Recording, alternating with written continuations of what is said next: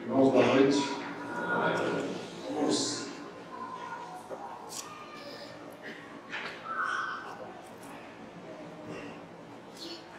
Vamos abrir a palavra de Deus na Epístola aos Romanos.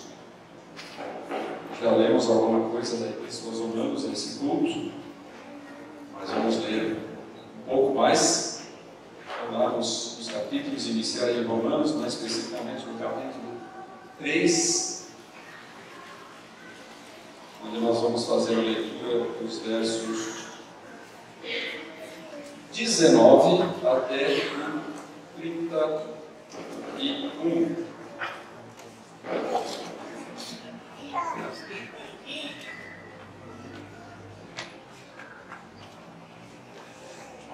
Eu quero agradecer pelo convite que foi feito para estar aqui nesta igreja e também nesse presbitério de São Caetano do Sul.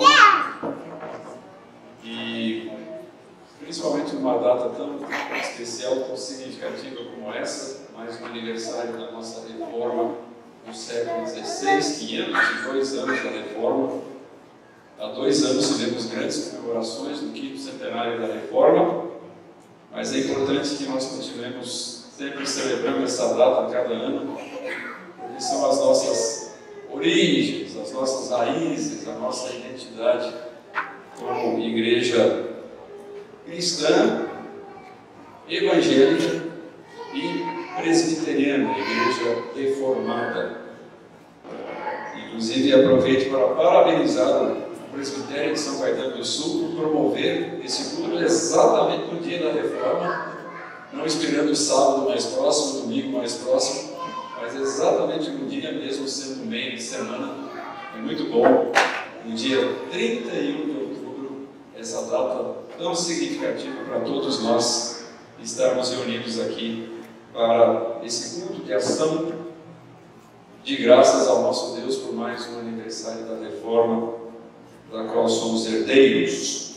Então, nós vamos fazer a leitura dessa passagem muito preciosa que nós temos da palavra do apóstolo Paulo, inspirado pelo Espírito Santo, no capítulo 3 da sua epístola mais importante, a Epístola aos Romanos, onde ele fala muito a respeito de um tema, a respeito de um assunto que é fundamental quando se trata da reforma do século XVI. Então, no capítulo 3 de Romanos, começando no versículo 19, ora, sabemos que tudo o que a lei diz, aos que vivem na lei o diz, para que se cale toda a boca e todo mundo seja culpável perante Deus, visto que ninguém será justificado diante dele por obras da lei, em razão de que pela lei vem o pleno conhecimento do pecado.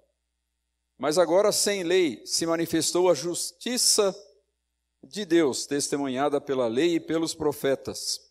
Justiça de Deus mediante a fé em Jesus Cristo, para todos e sobre todos os que creem, porque não há distinção, pois todos pecaram e carecem da glória de Deus, sendo justificados gratuitamente por sua graça, mediante a redenção que há em Cristo Jesus, a quem Deus propôs no seu sangue como propiciação, mediante a fé, para manifestar a sua justiça, por ter Deus, na sua tolerância, deixado impunes os pecados anteriormente cometidos, tendo em vista a manifestação da sua justiça no tempo presente, para Ele mesmo, ou seja, Deus, para Ele mesmo, ser justo e o justificador daquele que tem fé em Jesus. Onde, pois, a jactância foi de todo excluída. Por que lei das obras? Não. Pelo contrário, pela lei da fé. Concluímos, pois, que o homem é justificado pela fé, independentemente das obras da lei. É, porventura, Deus somente dos judeus? não o é também dos gentios? Sim, também dos gentios, visto que Deus é um só, o qual justificará por fé o circunciso e, mediante a fé, o incircunciso. Anulamos, pois, a lei pela fé? Não, de maneira nenhuma. Antes, confirmamos a lei. Que o Senhor Deus abençoe a sua palavra para a nossa edificação nesta noite. Queridos irmãos, estamos aqui para celebrar e para lembrar e para agradecer a Deus pela reforma do século XVI. Quando Lutero, num dia como este, 31 de outubro de 1517, afixou lá, naquela porta da igreja de Wittenberg, as suas famosas 95 teses a respeito das indulgências, ou a respeito de certos abusos que ele via na prática das indulgências, ele não imaginava o que estava por detrás daquela venda de indulgências ali nas proximidades de Wittenberg e que despertou este seu protesto. Isso é muito interessante. Lutero redige aquelas teses, afixa lá naquele local público, convidando a comunidade acadêmica para se reunir e debater aquele assunto. Mas ele, muito provavelmente, não estava consciente dos acontecimentos que tinham levado àquela venda das indulgências e que provocaram o seu protesto. E esse acontecimento impressionante, mas desconhecido de muitas pessoas, mostra até que ponto havia se corrompido a igreja medieval. Aquela igreja a qual o próprio Lutero pertencera até então, por muitos anos. Como essa igreja estava corrompida do ponto de vista administrativo, como essa igreja estava corrompida do ponto de vista moral, e muito logo Lutero iria concluir que essa igreja também estava corrompida do ponto de vista teológico e doutrinário. Mas isso ficaria para um pouco depois, não para esse momento em que ele escreve as 95 teses. Mas enfim, que acontecimento foi esse? E eu torno a dizer, Lutero provavelmente desconhecia naquela altura, e nem sabemos se tomou conhecimento disso posteriormente, mas foi uma negociata que houve entre uma família nobre e o líder da igreja romana, o Papa. Esse tipo de coisa já vinha acontecendo há muitos anos, há muitos séculos, na verdade, e até recebeu um nome na história da igreja, esse pecado, no qual a igreja com frequência se envolvia. Simonia. Foi um caso de simonia. O que era a simonia? A simonia era a compra e venda de cargos eclesiásticos. Então, os grandes bispados, arcebispados, a direção dos grandes mosteiros era disputada pelas famílias mais poderosas, porque essas posições eram altamente lucrativas. Era um bom investimento conquistar um bispado, um arcebispado ou um mosteiro rico. E esse comércio das coisas eclesiásticas, dos cargos eclesiásticos, então, recebeu na história da igreja esse nome, simonia. Por quê? Por causa daquele personagem que nós encontramos lá no livro de Atos dos Apóstolos, Simão o Mago. Então vem do nome de Simão, simonia. Aquele indivíduo que, de acordo lá com o livro de Atos, quis comprar por dinheiro dos apóstolos a autoridade para impor as mãos sobre as pessoas para que elas recebessem o Espírito Santo. Ele achou que seria possível comprar aquela autoridade, ofereceu dinheiro aos apóstolos e evidentemente foi rejeitado, mas a partir do seu nome então, essa palavra simonia. Mas qual foi o caso de simonia que deu origem às indulgências, que por sua vez deram origem às 95 teses de Lutero, no dia 31 de outubro de 1517?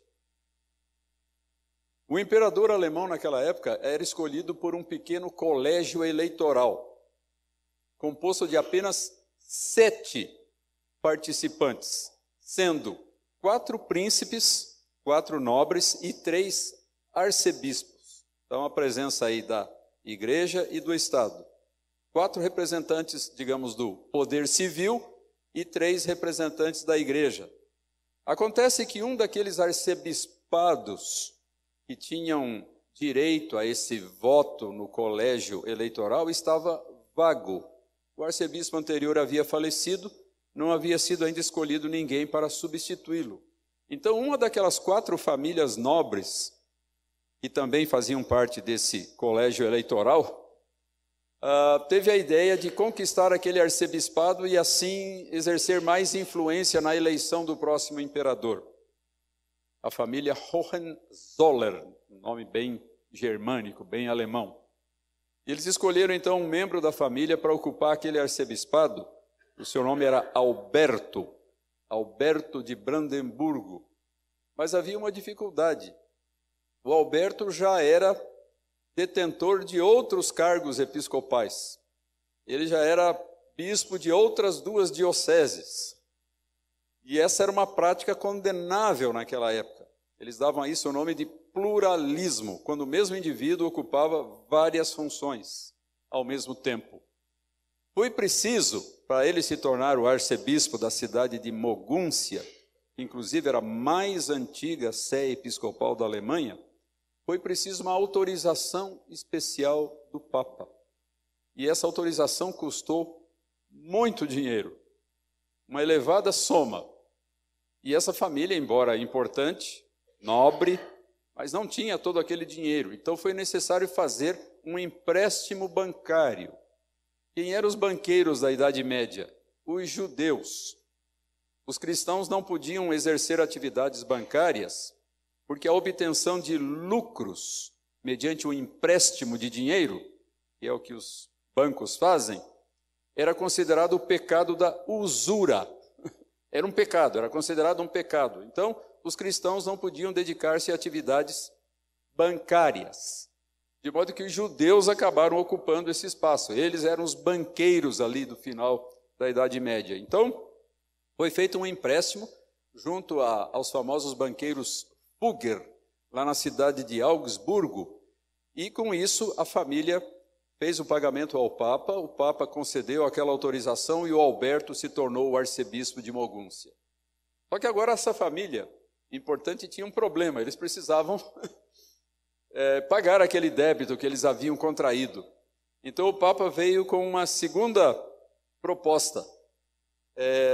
Eu permito que o Alberto faça uma venda especial de indulgências e nós vamos então dividir os lucros, os rendimentos dessa venda especial.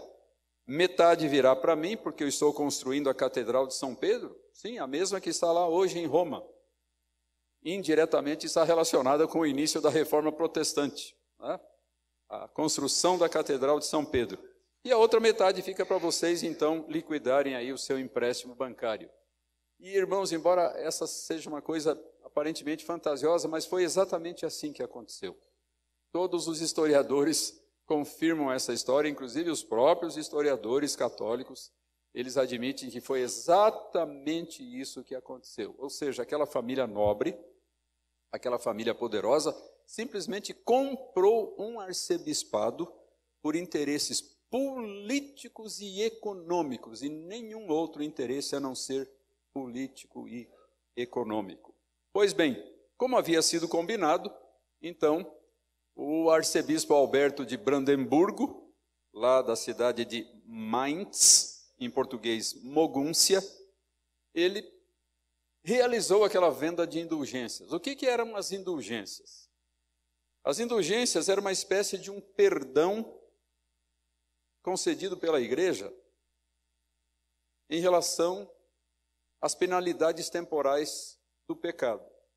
Na teoria católica a respeito do pecado, entendia-se o seguinte, na teologia a respeito desse assunto, que todo pecado incorre em dois tipos de penas para o pecador. As penas eternas, impostas por Deus, e as penas temporais, impostas pela igreja. E quais são essas penas temporais impostas pela igreja? São as penitências que as pessoas devem fazer, aqueles sacrifícios todos que as pessoas devem fazer por causa dos seus pecados. Algo que às vezes se tornava muito difícil, muito penoso para muitos fiéis. Então a igreja achou essa solução, né? Oferecendo indulgências, as pessoas ficavam liberadas, dispensadas da necessidade de fazer tantos sacrifícios, tantas penitências por causa dos seus pecados. É por isso que as indulgências eram tão atraentes, eram procuradas de maneira tão insistente pelas pessoas, porque elas os livravam daquela carga de penitências e tinham uma vantagem adicional muito interessante, muito atraente. Elas se estendiam às almas que estavam no purgatório. Então, aqueles parentes falecidos, né, que já tinham partido dessa vida e supostamente estariam no purgatório, também poderiam ser beneficiados pela obtenção destas indulgências. De modo que chegou esse frade dominicano chamado Tetzel, João Tetzel, nas proximidades de Wittenberg, a cidade de Lutero, pregando e vendendo essas indulgências para o povo. E muitos paroquianos de Lutero começaram a ir para essa outra cidade vizinha em busca dessas tais indulgências. E aquilo desagradou bastante Lutero, principalmente porque ele percebeu que estavam havendo muitos abusos associados com aquela prática da igreja. E foi então nessas circunstâncias todas, nesse contexto complicado, que Lutero redigiu as suas famosas 95 teses e, sem querer, sem perceber, sem estar consciente disso, naquele momento, deu início a uma série de acontecimentos que resultaram na Reforma Protestante do século XVI.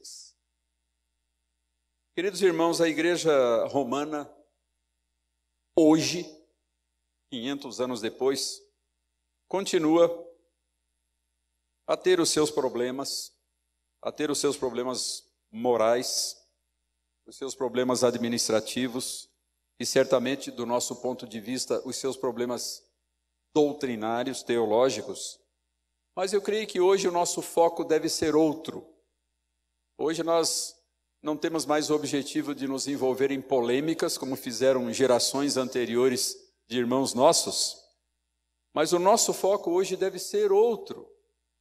Não ficar olhando para uma outra igreja, mas olhar para nós mesmos e fazer uma espécie de autocrítica, de autoavaliação das nossas próprias vidas, da vida das nossas próprias igrejas, à luz das ênfases da reforma. Até que ponto nós hoje, os herdeiros de Lutero, de Calvino e tantos outros reformadores, 500 anos mais tarde, estamos sendo fiéis ou não às ênfases, à mensagem, à proclamação dos reformadores do século XVI. E aqui, irmãos, nessa passagem que foi lida, no início ainda da carta aos Romanos, nós nos deparamos com uma verdade expressa aqui pelo apóstolo Paulo, que não só foi a verdade, a doutrina central de toda a reforma protestante, mas é a verdade e a doutrina central do Evangelho de Cristo. A justificação pela graça, mediante a fé somente. Não só o pilar, a coluna fundamental da reforma, mas a verdade mais básica, mais central, mais essencial e mais decisiva do próprio Evangelho de Cristo Jesus. E aqui em Romanos nós encontramos a principal, a mais importante, a mais extensa, a mais detalhada exposição dessa doutrina em todo o Novo Testamento. Embora também nós a encontremos no livro de Atos, nós a encontremos na Epístola aos Gálatas, aos Filipenses, a Tito, mas é principalmente aqui em Romanos que nós temos uma maravilhosa exposição dessa doutrina fundamental e a qual precisamos continuamente retornar, se quisermos de fato ser fiéis aos valores, aos princípios, aos ensinos da Reforma Protestante do século XVI. Então, queridos irmãos, eu quero convidá-los a que examinemos agora alguns elementos importantes dessa doutrina que, torno a dizer, precisa ser constantemente, continuamente reapropriada por todos nós, se quisermos ser verdadeiros herdeiros da Reforma. Em primeiro lugar, essa doutrina nos fala de um relacionamento muito especial e muito complicado, que é o relacionamento entre o homem pecador e o Deus santo. Essa é uma das questões que está no âmago dessa doutrina. O homem pecador, de um lado, e o Deus santo e perfeitamente justo do outro lado. É impressionante, irmãos, como esse conceito da justificação, que foi tão central para a reforma do século XVI, é tão pouco conhecido de tantas pessoas, mesmo nos arraiais evangélicos, nos dias em que nós vivemos. O autor Michael Horton, num livro em que fala a respeito dessas questões, conta de uma visita que certa vez ele fez a uma escola secundária cristã nos Estados Unidos. Estavam presentes 160 alunos, possivelmente, pelo menos a maioria, cristãos. E então Michael Horton perguntou para aqueles alunos, aqueles 160 alunos secundaristas cristãos, evangélicos, quem já ouviu falar da palavra justificação? Só a palavra. Esqueça o conceito. Só a palavra. Sabem quantas mãos se levantaram? Uma. De 160, um só tinha ouvido falar em justificação. A palavra. Talvez nem soubesse o que significava, mas pelo menos tinha ouvido falar da palavra. E talvez, muitas vezes, tristemente, admitimos isso, né? Mesmo nos nossos meios evangélicos aqui no Brasil, muitas pessoas não têm uma mínima noção do que significa isso. Essa foi a questão central com que Lutero se debateu pessoalmente. Agora há pouco cantamos o hino maravilhoso composto por ele, Castelo Forte é Nosso Deus, que é considerado a Marselhesa da Reforma, né? Uma referência ao hino nacional da França, Marselhesa da Reforma, Castelo Forte. Então a questão central com que Lutero se debateu pessoalmente, era uma questão profundamente pessoal para ele, não era uma questão intelectual, acadêmica, era uma questão pessoal, existencial para Lutero. A justiça de Deus. Ele tinha uma visão herdada da sua igreja, da sua tradição, de um Deus justo, rigoroso e implacável, que estava sempre examinando as vidas, as ações das pessoas para puni-las por causa dos seus pecados. Essa era a visão que Lutero tinha a respeito de Deus. E Lutero, então, com o passar do tempo, passou a compreender que esse conceito da justiça de Deus não tem como questão principal o seguinte: como que eu posso me tornar uma pessoa melhor? Quando a Bíblia fala a respeito de Deus, ela não tem esse objetivo. Como que eu posso me tornar uma pessoa melhor, uma pessoa mais justa na presença de Deus? E sim, a pergunta é diferente. A pergunta que os reformadores procuraram responder e que eles perceberam que é a pergunta que a Bíblia faz e responde é: como eu, uma pessoa má, posso ser aceito por um Deus justo e santo? Essa é a questão que está por trás da doutrina da justificação. Como eu, sendo um pecador, ainda assim posso ser aceito por um Deus justo e santo. Mas aconteceu uma coisa maravilhosa quando Lutero estava se debatendo com essas questões. O seu superior lá na ordem dos agostinianos, um homem chamado Staupitz, preocupado com Lutero, pensou, Lutero precisa de alguma atividade, ele precisa tirar um pouco a mente dele dessas questões, dessas preocupações. Então vamos dar algum trabalho para ele fazer. E então ele se tornou professor de uma nova universidade que havia surgido lá, a Universidade de Wittenberg, criada apenas 10 anos antes. Professor de Bíblia. Então ele deu lá um curso sobre os Salmos, depois ele deu um curso lá sobre Gálatas, ele deu um curso sobre Romanos. E ele precisou então ler esses livros da Bíblia, muito detidamente, muito cuidadosamente. E à medida que Lutero ia lendo esses livros, algumas passagens começaram a impactar profundamente o seu coração e a sua mente. E ele chegou nessa passagem que está lá no primeiro capítulo da Epístola aos Romanos. Aquela afirmação lá de Romanos 1,17, de que a justiça de Deus se revela no Evangelho. Meus irmãos, essa expressão deixou Lutero intrigado. Como é que é? A justiça de Deus se revela no Evangelho? Como que essa mensagem de um Deus rigoroso e exigente pode ser boas novas? O significado da palavra Evangelho. Em que sentido essa justiça de Deus, que é uma coisa tão severa, pode se revelar no Evangelho, que são as boas novas? Como que isso pode ser boas novas? E eu acho que eu estou entendendo mal o conceito da justiça de Deus. Não é exatamente aquilo que eu pensava. Como que a revelação da justiça de Deus, que mostra aos homens a sua pecaminosidade em contraste com a plena santidade divina, podia ser uma boa nova?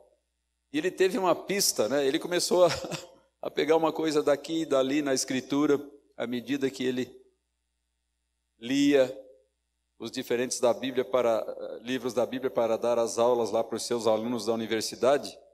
E ele teve uma pista. Acendeu uma luzinha assim na cabeça de Lutero, o Salmo 31:1.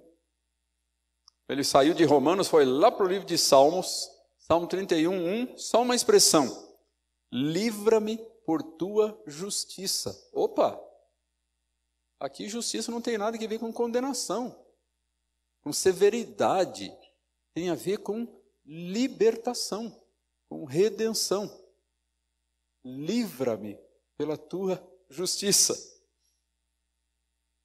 Enfim, depois de alguns anos angustiosos, de estudo, de reflexão, de oração, Lutero percebeu que a justiça de Deus era algo muito diferente do que ele imaginava. E a diferença básica foi essa, muito simples de entender.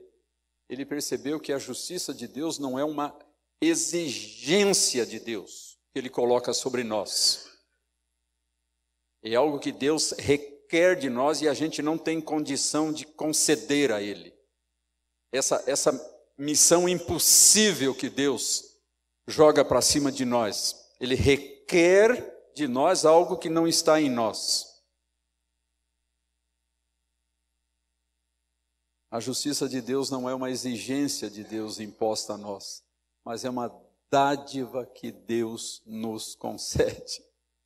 É exatamente o contrário. Não é algo que Deus requer de nós, é algo que Ele nos concede graciosamente. E isso mudou então toda a perspectiva de Lutero, e essa verdade o acompanhou durante toda a sua vida dali para frente, durante toda a sua obra magnífica como reformador.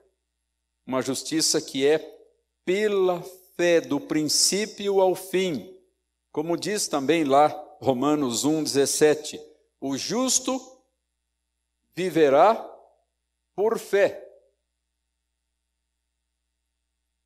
O justo viverá por fé. Ou seja, mediante a fé nós vivemos. Essa fé nos dá vida. Essa fé nos sustenta a vida. Parece que esse é o sentido, né? Mas alguns traduzem essa expressão de uma maneira um pouquinho diferente. Inverte um pouquinho aí a ordem das palavras. O justo pela fé, vírgula, viverá. Não o justo viverá pela fé, mas o justo pela fé viverá. Ou seja, aquele que alcança a justificação por meio da fé, terá como consequência dessa justificação a vida. A vida não vem da fé. A vida vem da justificação que Deus nos concede graciosamente em Cristo Jesus. E por isso, queridos irmãos, nos capítulos iniciais aqui da nossa carta aos Romanos, que nós estamos considerando, nos capítulos iniciais, o apóstolo Paulo faz uma impressionante descrição da pecaminosidade humana e da impossibilidade de se alcançar justificação pelas obras da lei. Então o apóstolo Paulo começa, vejam aqui no capítulo 1, no versículo 18, falando a respeito da ira de Deus, por causa da pecaminosidade humana. A ira de Deus se revela do céu contra toda impiedade e perversão dos homens que detêm a verdade pela injustiça. E mais adiante, no final desse primeiro capítulo de Romanos, ele apresenta aqui uma lista impressionante de pecados, de transgressões, que são comuns entre os seres humanos. Versículos 29 a 31. Cheios de toda injustiça, malícia, avareza e maldade, possuídos de inveja, homicídio, contenda, dolo e malignidade, sendo difamadores, caluniadores, aborrecidos de Deus, insolentes, soberbos, presunçosos, inventores de males, desobedientes aos pais, insensatos, pérfidos, sem afeição natural e sem misericórdia.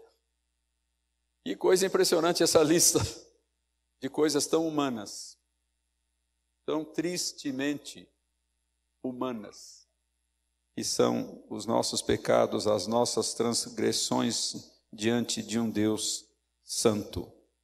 E ele fala no versículo 32 que as pessoas que cometem esses pecados são passíveis de morte. Passando para o capítulo 2, que elas estão sujeitas ao juízo de Deus, versículo 2, final do versículo 5. Elas estão acumulando contra si mesmas ira para o dia da ira e da revelação do justo juízo de Deus. E finalmente, quando nós chegamos no capítulo 3, no versículo 29, Paulo conclui: já temos demonstrado que todos, tanto judeus como gregos, estão debaixo do pecado, como está escrito. E então ele faz a citação de vários salmos e também de umas passagens de Isaías, que descrevem de maneira muito contundente, pintam com cores muito fortes, esse lado obscuro da personalidade humana, que é a realidade do pecado. E então chegamos ao nosso texto, aquele que lemos no início, a partir do verso 19. Ora, sabemos que tudo o que a lei diz, aos que vivem na lei o diz, para que se cale toda a boca e todo mundo seja culpável perante Deus, visto que ninguém será justificado diante dele por obras da lei, em razão de que pela lei vem o pleno conhecimento do pecado. A lei ainda avulta, põe em maior destaque a realidade do pecado. E daí Paulo prossegue: mas agora sem lei se manifestou a justiça de Deus testemunhada pela lei e pelos profetas, Justiça de Deus mediante a fé em Jesus Cristo, para todos e sobre todos os que creem, porque não há distinção, pois todos pecaram. Isso inclui cada um de nós. Pois todos pecaram e carecem, precisam, necessitam da glória de Deus.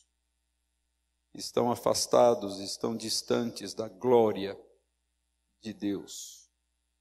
Queridos irmãos, sem um profundo senso da nossa maldade, da nossa horrível propensão para o mal, nós jamais poderemos ter uma correta apreciação do amor de Deus, daquilo de maravilhoso que Deus fez por nós em Cristo Jesus. Somente se estivermos profundamente compenetrados da nossa pecaminosidade, é que poderemos apreciar e valorizar a graça maravilhosa do nosso Deus, aquilo que Ele fez por nós em Cristo. Como disse um juiz, certa vez, vejo o testemunho desse juiz, vejo no meu próprio caráter a possibilidade de todos os crimes que eu tenho julgado. Esse juiz, olhando para todos aqueles criminosos que passaram lá pelo seu tribunal, ele via na sua própria personalidade a possibilidade, pelo menos, de todos aqueles crimes que aqueles indivíduos tinham cometido. Nós precisamos ter essa consciência, meus irmãos, de como somos maus, de como somos pecadores, de como somos transgressores, indignos, desobedientes, ingratos ao Senhor nosso Deus, para que possamos valorizar adequadamente aquilo que Ele fez por nós em Cristo Jesus. Mas uma outra coisa importante, irmãos, de que fala essa nossa passagem, pode ser resumida por uma tríade, por 3 elementos essenciais, fundamentais: Cristo, a graça e a fé. Então a pergunta é: como pode o ser humano pecador tornar-se aceitável diante do Deus justo? E aí nós nos defrontamos com 2 opções. Esse ser humano tão pecador, ao qual nos referimos há pouco, para que possa ser aceitável diante de um Deus justo e santo, só existem 2 possibilidades. Não existem 3, só 2.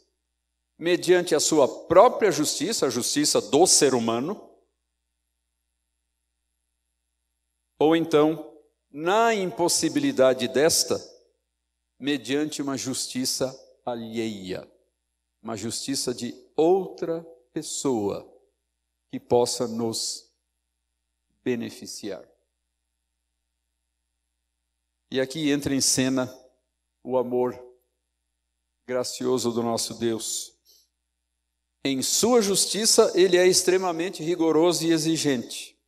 Porém, em seu amor e graça, sem deixar de ser justo, Ele proporciona um substituto do pecador na pessoa do seu Filho. E é aqui que nós estamos nos aproximando do centro, do cerne e do coração do Evangelho. Deus nos oferece este substituto que recebe sobre si a punição da ira de Deus e que nos concede a sua justiça.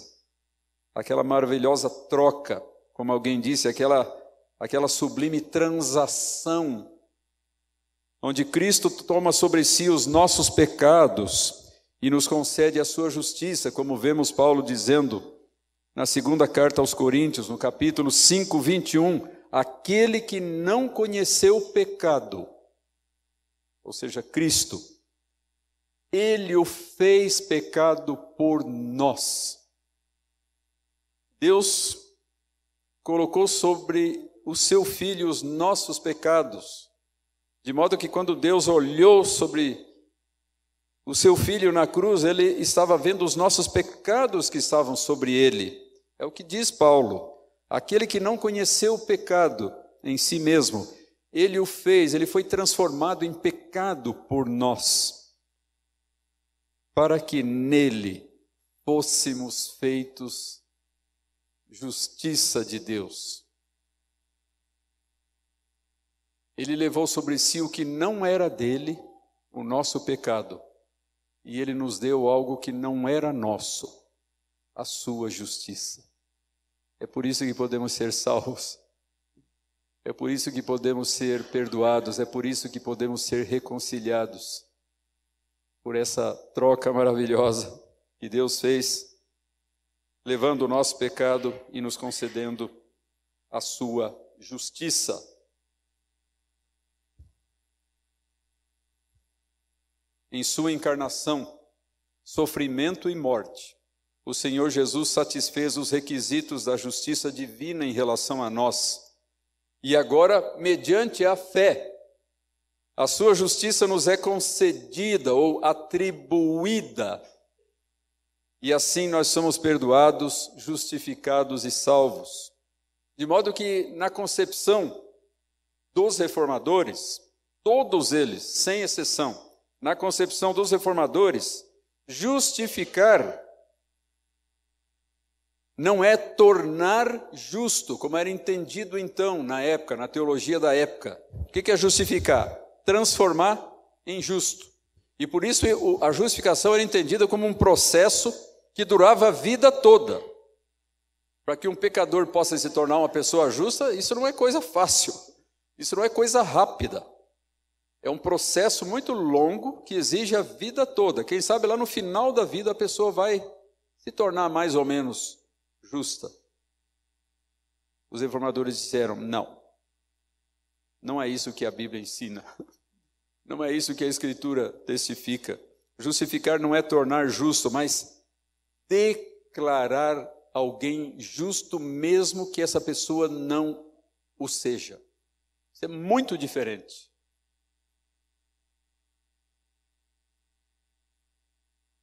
É como aquele juiz que diz para o réu que está na frente dele, você continua sendo um transgressor. Você é culpado daquele delito que você cometeu. Mas ainda assim eu te perdoo, eu te absolvo. Assim Deus fez conosco em Cristo Jesus. Deus olha para nós, disse Lutero, e nos vê, essa é uma expressão bem característica de Lutero, simultaneamente como justos e pecadores. Lutero gostava desses paradoxos, isso é muito típico da teologia, do pensamento de Lutero. Paradoxos que chocam. Ele diz, o cristão, e ele usava o latim, né? É simul justus et peccator. Simultaneamente justo e pecador. Em si mesmo, pecador. Mas aos olhos de Deus, justo, por causa da justiça de Cristo que nos reveste, como se fosse um manto. Assim Deus não nos vê mais como pecadores merecedores da sua ira, mas como pessoas revestidas da justiça do seu Filho e, portanto, livres da condenação. As grandiosas palavras de Paulo lá em Romanos 8:1. Agora, pois, já não há condenação para os que estão em Cristo Jesus. Que coisa maravilhosa. É isso que nós estamos celebrando, meus irmãos, mais do que qualquer outra coisa, mais do que o elemento histórico da reforma, mais do que as personalidades da reforma. É, acima de tudo, essa mensagem maravilhosa do amor de Deus. Agora nenhuma condenação há para os que estão em Cristo Jesus. É isso que nós estamos, acima de tudo, celebrando nesta noite. E o instrumento pelo qual nos é comunicado a justiça de Cristo é a fé. Essa palavrinha tão pequena, né? 2 letras, mas tão importante. A fé. Ela mesma, um dom de Deus. Ela mesma, uma dádiva do Senhor. Nós não somos justificados ou salvos pela fé. A gente precisa tomar muito cuidado com as palavras que a gente usa, né? É muito comum a gente ouvir essa expressão, a justificação pela fé. Eu creio na justificação pela fé. A Escritura ensina a justificação pela fé. Dá a impressão que a fé é que nos justifica e, portanto, nos salva. Que a justificação se identifica com a própria salvação, né? Não. A expressão correta é a justificação pela graça mediante a fé. O que nos justifica, o que nos redime, o que nos perdoa, o que nos reconcilia é a graça do Senhor. Mas nós nos apropriamos dessa dádiva de Deus por meio da fé. Então, a justificação pela graça mediante a fé. E Lutero ainda acrescentava um advérbio no final, somente. Para não deixar nenhum espaço para as obras na justificação. Ele dizia, nós somos justificados pela graça mediante a fé somente. E mais nada. E o que significa fé? A fé significa tantas coisas preciosas, significa conhecimento, a fé é um tipo de conhecimento, assentimento àquilo que Deus diz, confiança, uma atitude de confiança no Senhor e de entrega total a Ele. Tudo isso está subentendido no conceito de fé. E Paulo nos diz uma coisa maravilhosa lá em Efésios 2:8. Ele nos diz que pela graça nós somos salvos mediante a fé, e que isso não vem de nós, mas é uma dádiva de Deus, para que ninguém se glorie, para que ninguém se orgulhe, se exalte, para que toda a glória, como nós lemos no início do culto, né, repetindo os 5 somentes da reforma, né? Para que toda a glória pertença tão somente a Deus. Soli Deo glória. Que coisa maravilhosa. E tudo isso, meus irmãos, está presente aqui no nosso texto. Vejam que coisa grandiosa aqui em Romanos 3, a partir do verso 24. Sendo justificados gratuitamente por sua graça, mediante a redenção que há em Cristo Jesus, a quem Deus propôs no seu sangue, na sua cruz, como propiciação, mediante a fé, para manifestar a sua justiça. A justiça é tanto a cruz é tanto uma manifestação da justiça, quanto da graça e do amor de Deus, as duas coisas ao mesmo tempo. Tendo em vista a manifestação da sua justiça no tempo presente, para ele mesmo ser justo e o justificador daquele que tem fé em Jesus. Verso 28, concluímos, pois, que o homem é justificado pela fé, independentemente das obras da lei. E ele diz, na parte final, que Deus oferece essa sua justificação tanto para o circunciso, ou seja, os judeus, quanto para o incircunciso, ou seja, os gentios, ou seja, para todos. Todos os seres humanos precisam desta justificação sem a qual nós não podemos ser salvos, não podemos ser reconciliados com o nosso Deus. Imagine nós comparecermos diante de Deus levando, de acordo com a afirmação da Bíblia, os nossos trapos, os nossos farrapos de justiça. Queremos ser aceitos por Deus com os nossos farrapos de justiça. Nunca seremos aceitos. Mas se nós comparecermos diante de Deus revestidos com a justiça de Cristo, nada nos poderá separar do amor de Deus que está em Cristo Jesus. Finalmente, irmãos, para não nos estendermos muito mais, né, nessa mensagem que já vai se tornando bastante longa,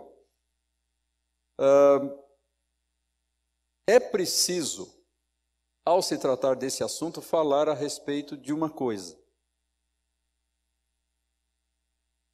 E onde é que ficam as obras?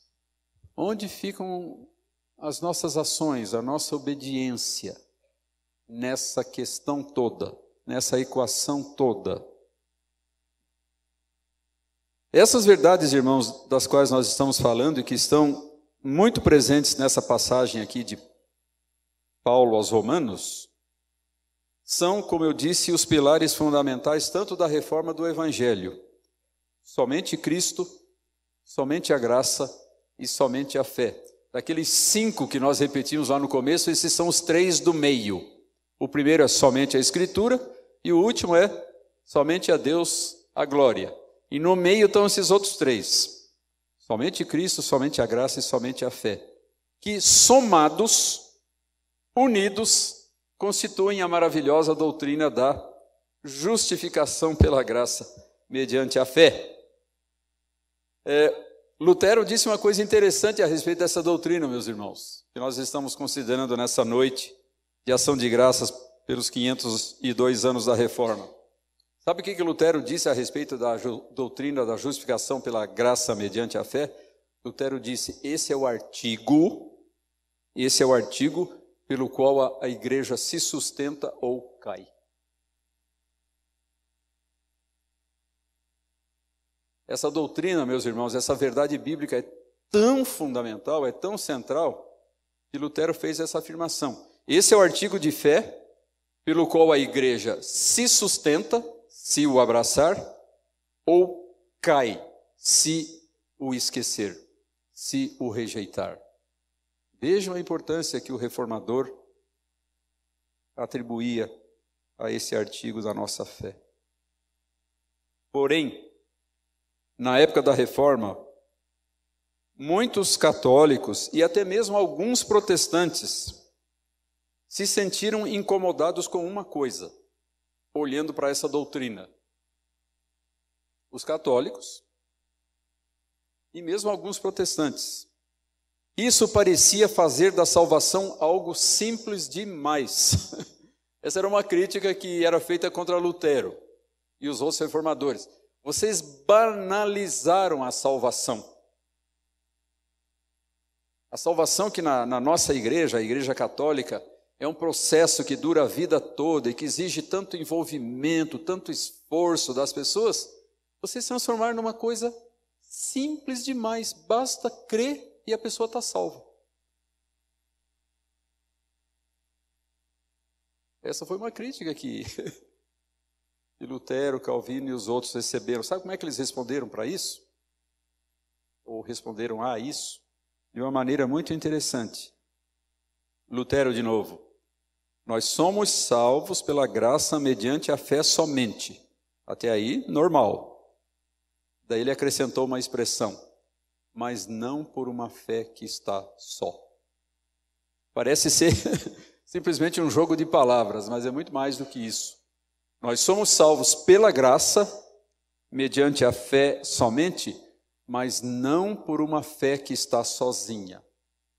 O que Lutero quis dizer com isso? Que a fé genuína, a fé verdadeira, ela necessariamente se fará acompanhar de boas obras que glorificam a Deus. É inconcebível um cristão dizer que tem uma fé verdadeira e essa fé não resultar, não produzir frutos para a glória de Deus e para o bem do nosso semelhante.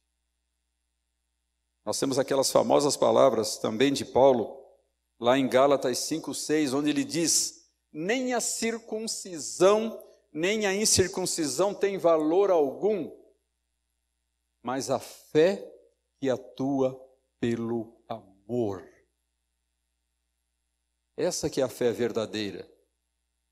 A fé que atua, que se expressa necessariamente, inevitavelmente, por meio do amor. Amor a Deus, amor àqueles que nos cercam. Queridos irmãos, existem vastos setores da Igreja Evangélica Brasileira que não conhecem essas convicções centrais da reforma. Basta nós ligarmos a televisão em qualquer hora do dia e vamos ter exemplos disso. De setores do evangelicalismo brasileiro que não conhecem essas verdades das quais nós estamos aqui falando nessa noite. Vocês não vão ouvir nesses programas de televisão referência a nenhuma dessas coisas que nós falamos aqui nessa noite. Sempre que a salvação e o relacionamento com Deus são vistos como dependentes principalmente das ações humanas e não do que Deus realizou em Cristo, nós estamos muito distantes da justificação pela graça mediante a fé somente. Sempre que indivíduos compram e vendem bênçãos, ou acham que vão obter coisas de Deus mediante sacrifícios pessoais, isso está muito longe da salvação pela graça mediante a fé. Sempre que se praticam atos religiosos para obter benefícios, principalmente materiais, e não para a glória de Deus e o progresso do seu reino, a oferta graciosa do Evangelho é horrivelmente desprezada. E é isso que nós vemos por aí, em tantos lugares, uma mensagem de autoajuda, de autossugestão, uma mensagem antropocêntrica totalmente centralizada no ser humano, onde Deus ocupa a periferia, de puro subjetivismo, onde o mais importante são as experiências, as emoções, os sentimentos do sujeito, do indivíduo, e não aquilo que Deus realizou objetivamente na cruz, por meio de Cristo. E o fato é que muitas vezes esse tipo de religiosidade, de espiritualidade, nos afeta. Mesmo que sejamos críticos disso, mesmo que discordemos disso, isso acaba muitas vezes quase que imperceptivelmente nos afetando. E portanto, irmãos, concluindo, a melhor maneira de comemorarmos mais um dia da reforma, a melhor maneira de comemorarmos mais um dia da reforma é retornar aos seus fundamentos e renovar o nosso compromisso de fé e de obediência, como aquele de quem, por meio de quem e para quem são todas as coisas. Que Deus nos abençoe. Amém.